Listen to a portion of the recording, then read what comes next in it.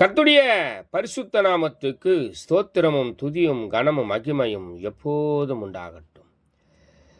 இந்த நல்ல நாளை காண செய்த தேவாதி தேவனுக்கு கொடான கோடி ஸ்தோத்திரம். கர்த்தரின் மகிமை ஆத்துமா ஆதாயம் சுவிசேஷ ஊழியத்தின் சார்பாக இன்றைய நாளுக்கான சில நிமிட தேவ செய்தி கேளுங்கள். இனி காலம் செல்லாது, இனி காலம் செல்லாது, இனி காலம் செல்லாது. என் ஆண்டவராய் இயேசு கிறிஸ்து வரப்போகிறார். ஆயத்தமாயிருங்கள், ஆயத்தமாயிருங்கள்.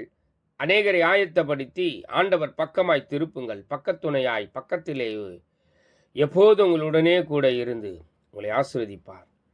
விசேஷமாக ஏசாயா 32 அதிகாரம் 18 சொல்லுகிறது, என் ஜனம் சமாதான தாபரங்களிலும் நிலையான வாசஸ்தலங்களிலும் அமைதியாய் தங்கும் இடங்களிலும் குடியிருக்கும் என்று சொல்லி, எனக்கு அருமையான தேவ ஜனமே, நீங்கள் குடியிருக்கிற பகுதியில் தத்தளிப்பும் தவிப்பும் இருந்தால் அதை கர்த்தர் மாற்றப் போகிறார்.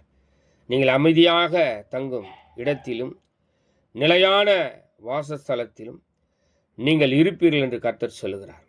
ஜனம் சமாதானம் சந்தோஷம் மகிழ்ச்சியும் அடைவீர்கள். சஞ்சலமும் தவிப்பும் ஓடி போகும். உமக்கு எதிராய் வருகிறவர்கள் ஒரு வழியாய் வருவார்கள், ஆனால் 7 வழியாய் ஓடி போவார்கள் என்று என் ஆண்டவராய் இயேசு சொல்லுகிறார். ஆக நீங்கள் அமைதியாய் இருக்கும்படி கர்த்தர் உதவி செய்வார். God bless you. God bless you.